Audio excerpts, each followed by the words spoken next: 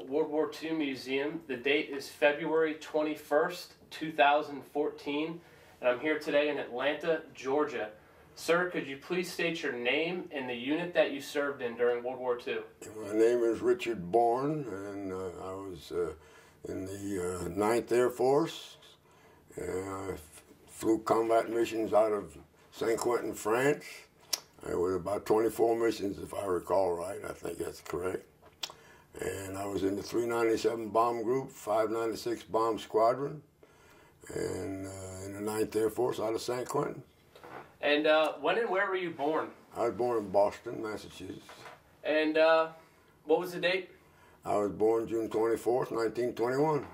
And can you tell me a little bit about what life was like growing up in Boston? Well, I stayed in Boston very short time and I don't remember too much about it. I remember I lived a block away from Fenway Park, and my uncle took me to a ball game one time, and I saw Babe Ruth hit a home run in 1927, I believe it was. I was 6, 7 years old. And then we moved to Connecticut from there, and my mother married, my father was dead already. I never saw my real father. He was in World War I, and he drowned on the 4th of July, 1921, and my mother was still in the hospital with me giving birth, so I never saw him. And my mother married a nice fella, and we moved to Connecticut. He had a furniture factory in Connecticut, and we moved there. I was brought up in New Haven, Connecticut. Would you consider New Haven your hometown? I would, yes. And what was life like for you personally? Did you have a lot of friends? I had a lot of friends at school. I remember going to grammar school and junior high school and high school. I graduated high school in Connecticut, and I was a sickly young fellow. I had asthma, and the doctors told my mother in order to get him well, he needs to go where the climate is warmer. So we decided that the best place to go was a southern school to go to college. And my parents, they knew some people from Georgia, so I applied to the University of Georgia and was accepted, and ended in Georgia. I think it was 1938 when I went to college here in Athens. And what were you studying? Well, I didn't know what I wanted to study, but I majored in economics, and which of course it's a general courses, you know. But I majored in economics and graduated in 1942. So you were at college when Pearl Harbor was attacked. Yes, I was. Can you talk about what that day was like and how you found out? Yes, it was. For Pearl Harbor was on a Sunday, because I can remember that very clearly. I was playing bridge at a sorority house with my wife. We weren't married yet, but she was my girlfriend. That's where I met her. And we were playing bridge, and it came over the radio that, about Pearl Harbor, and I remember that very distinctly. And that's about it. And I knew that eventually, although I was a junior in college at that time, and I knew I had another year to go to school, and then I entered the service. Were you in any ROTC programs? Yeah, I was in ROTC for the first 2 years at Georgia. I sure was. I was in the cavalry, and we rode horses. And of course, we didn't know that we weren't going to use any horses in World War II at the time, but we didn't know there was going to be a war either, for sure. But I was in the cavalry. I took 2 years ROTC. Yeah. Do you remember voting in your first presidential election? No, I really don't. Just a random question. Yeah. So you're at Georgia, Pearl Harbor is attacked. What did you notice in terms of changes, either on campus or just in society? Well, we were in college, and it really didn't mean a whole lot to us. You know how college kids are, and I realized that all the reports were coming in about the war and about what we were doing, and everybody was going to be drafted, and people they started to be shortages of gasoline and one thing and another, and you notice that everything is different. But to pin something down, I really couldn't tell you. to me, that was life, you know. I, I was still 14, 15, 16 years, 17 years old at the time.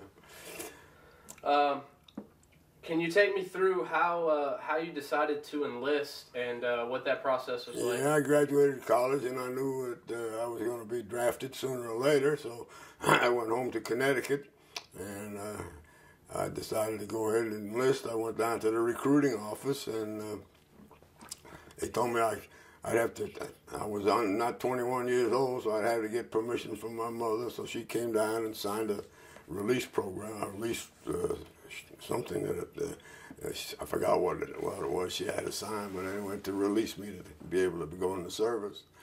So she did, and I went into the service, and as a civilian, they took me to Fort Devens, Massachusetts, and they swore me in there. And what's that moment like when you swear in and take your oath?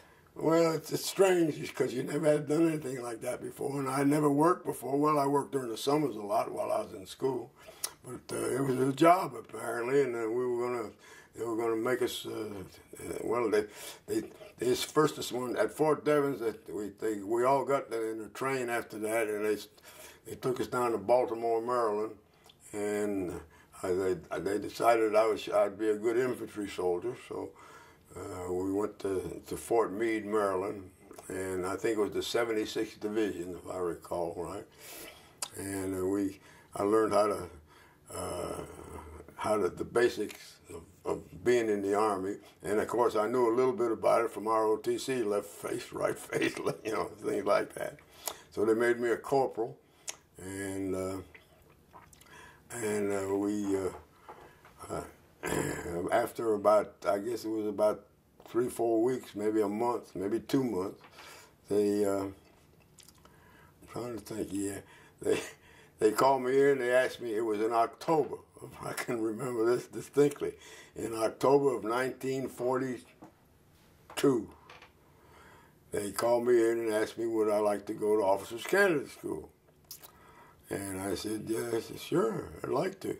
They said, well, we're going to ask you, we're going to call you in a few days, and we'll have and you'll meet some officers. And anyway, they called me in, and they said, Corporal, they asked me one question, and one question only. They said, do you know who the manager is for the team that just won the World Series?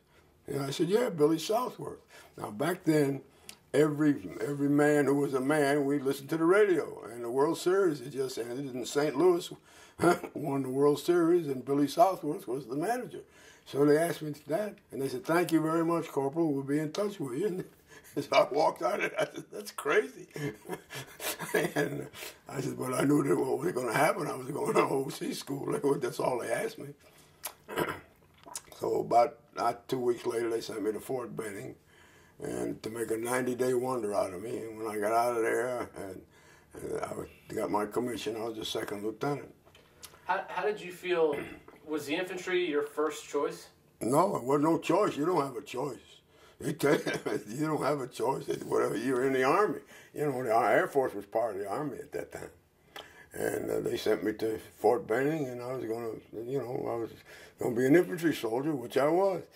And then from there, after Fort Benning, they sent me to Camp Van Dorn, Mississippi, and to train at the 99th Division. They were starting a new division called the 99th. And I had to train these guys come out of the hills of Kentucky and Tennessee and teach them left face, right face. They didn't know. Honestly, they were some of the most stupid kids I've ever seen. But they were a little bit younger than I was.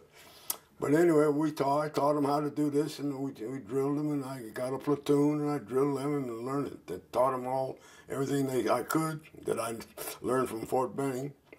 And then we went on maneuvers, and we were on maneuvers, and it was in the summertime. I guess it must have been the summer of 1943. And we'd be out in the fields, and we're having maneuvers, and these airplanes would come over, and they'd strafe us. In order to strafe us, they couldn't use bullets, so they dropped flour sacks on us. and it was about 99 degrees in the shade, and there was no shade. So it was hot, and there was a flour sack hit me on the shoulder. And I got flour all over me, and I was sweating and everything else. I looked up in the air, and I never been in an airplane in my life. I said, by God, that's for me. I said, what the hell am I doing here on the ground? So about 2 weeks later, I got a weekend pass, and I went to Baton Rouge, Louisiana. And there was a flight surgeon there. And I went to see him, me and another fellow went. And I took a physical examination for flying. And I filled out an application, and they had to be processed and had to go through channels and through your commanding officer and everything else. And I forgot all about it. About 2 or 3 months later, after maneuvers were over, we went on to, they sent me out to Fort Ord, California to go fight the Japanese. So when I got out to Fort Ord, I found out I was going to have to be there 2 weeks to have jungle training to go fight the Japs. So I called my wife, which I was married. I married while I was a corporal in Baltimore, Maryland, when she was there. Anyway, when I got out there, when I found out, I called her and she came on out. Well, the day she got there, I got this big War Department orders from the War Department transferring me to Nashville, Tennessee to see if I could qualify for pilot training or for the Air Force. So this was in November, and I didn't have to report until February. I had 4 months. The commanding officer out there at Fort Ord, he said, well, you don't belong to us anymore, you belong in the Air Force. Go. So I took 4 months off, and Sylvia and I went all over. We went through this Midwest, and we came down here to Atlanta, where she lived. And we went home to Connecticut, and I finally reported to Nashville, and I took all those tests, psychomotor tests and one thing and another. And when I got through with them, every day they'd post the groups of different people that were where they were assigned to go to this Army Air Force base or that Army Air Force base, or go back to your former organization. And when they posted our group, my name wasn't on the top at all, and I didn't have to go back to my former organization because my name wasn't listed there. And on the bottom, it said, with the following officers report to Major such and such on such and such a day. My name was on there. There was 2 of us. So they called me in and said, Lieutenant, you didn't make pilot training, but we feel that you'd be a very good bombardier navigator. You can have your choice. Or you can go back to your former organization. I said, well, I ain't going to go fight the Japs. That'd be stupid. So I said, I'll be a bombardier. I didn't know one from another. So they sent me to bombardier school. And I went to bombardier school. Golly, I went to... Can you talk about some of the things that they have, a bombardier do to train you? Yeah, we went to 18. We went in 18. Well, the last part we went, that was in Carlsbad, New Mexico.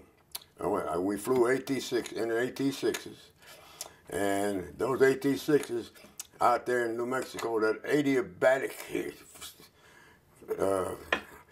the air would go up and down and knock these planes around. I mean, we'd be flying, bouncing around up there like rubber balls.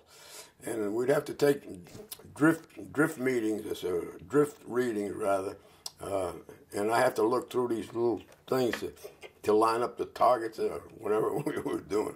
And everybody who looked at that thing would hit you in the eye. Everybody would come off there. We all had circles, black circles around our eyes. And it was a bouncy. We do that almost every day. And we learned how to operate the Norden bomb sight on trainers, and they were good. And I got real good at that. And of course, they teach you a lot of different things. And that was in New Mexico.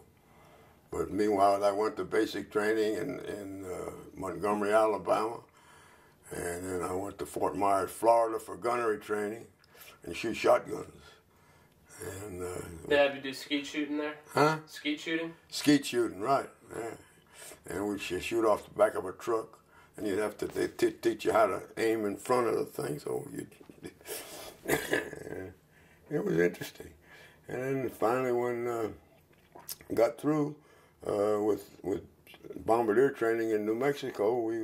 They sent us to Barksdale Field in Louisiana, where I picked up a crew, and we were supposed to go. From there, we went to Savannah. We were supposed to pick up an airplane in Savannah and fly overseas, but they ran out of planes, so we took a train to Fort Dix, New Jersey, and we got on a boat, and the ship was called the USS Mauritania. I still remember that. What do you think about, or what did you think about your crew? And if you remember, where were some of the guys from? Well, I picked up a crew here, and when we got overseas, it was everybody. You get a different crew altogether. Finally, we got to St. Quentin, France, and first the boat landed in Scotland, and then they were in Hanley, a town called Hanley. I remember that. We stayed there, and then one night they took us in a C-47 to France, and that's where I met the crew that I flew with mostly there. What was that boat ride like for you across the Atlantic? It was first time. It was a kind of bouncy. It was a good boat ride, and we played poker on the way over, and it was nice. And we had nothing to do there on the boat. I mean, we just it took about, I think it was 4 or 5 days, 6 days, something like that. And about what time was this when you got overseas? What you mean? Well, I got overseas. It was in December of 1944. So the Battle of the Bulge was going on. Were you aware of that? No, the Battle of the Bulge didn't come until spring of 1945. December 16th. December 16th? Yes, sir. Well, I remember I flew most of my missions are in that book. I can tell you right. Oh, well. I got it. Let me just see. Because I remember we were in the Battle of the Bulge. My first combat mission was on January 22nd, 1945. And the Battle of the Bulge was apparently still going on. Mm-hmm. So as far as I was concerned, that's when it started. Okay. Because when you're not in it, you don't know what's going on. But my first was on January 22nd, 45, and I flew my last mission on April 11th. Can you take me through what an average day was like for you when you flew a mission, starting from when you woke up in the morning? We woke up in the morning. The loading list is always posted the night before, and it was posted on there. And you wake up in the morning. Usually, we get into the ships. We get dressed and get outside, and we go to briefing. And the trucks would pick us up, and we'd go out to the planes around 4:30, 5 o'clock in the morning. And we'd sit there and wait until it was ready, time to take off. And my job was to get us to the rendezvous point. We had a rendezvous around I guess about 5,000 to 6,000 feet, and we'd rendezvous with everybody who was going on the mission. And then from the rendezvous point, it was my job to get us to the initial point.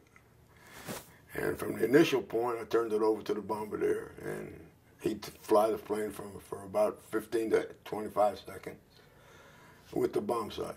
For someone who doesn't know what a B-26 is, can you describe it as best as you can? Sure, twin-engine bomber. We had,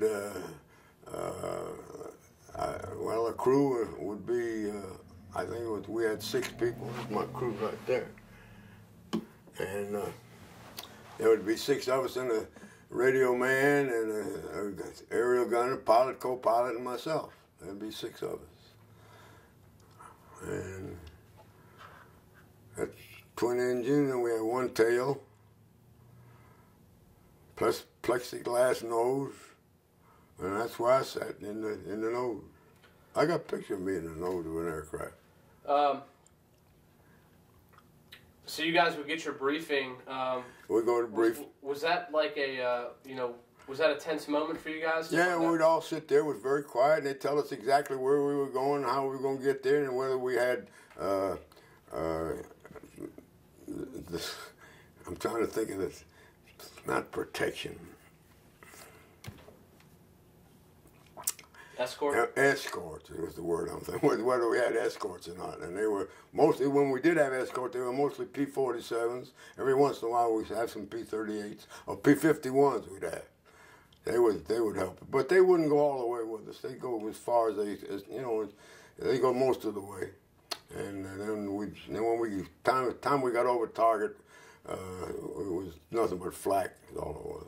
Now, you guys were tactical. Can you explain what that means? Tactical means pinpoint targeting. We did bomb bridges, and mostly bridges, and airports. We bombed Frankfurt on Main one time, I remember that.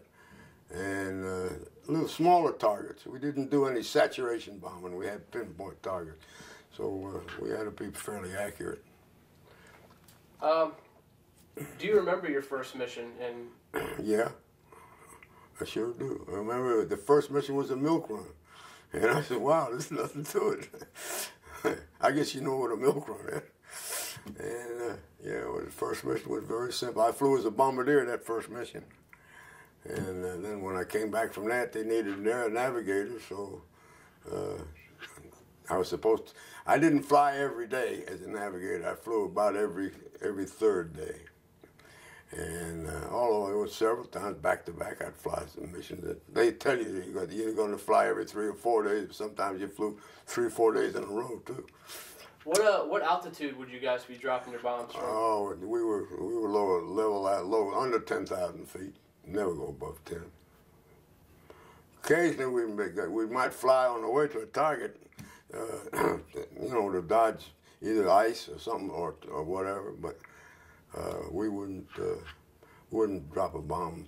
Most of our bombing went from around 10,000 feet, maybe up to 15 tops.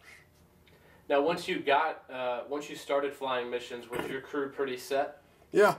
And what did you think about your crew? Oh, we were great guys. We had a good time. We protected each other, and we helped each other in everywhere we could. And of course, me being the navigator, I had usually 9 aircraft, or 27, depending on whether I were a box lead or a flight lead. And there was one fella. He flew on my right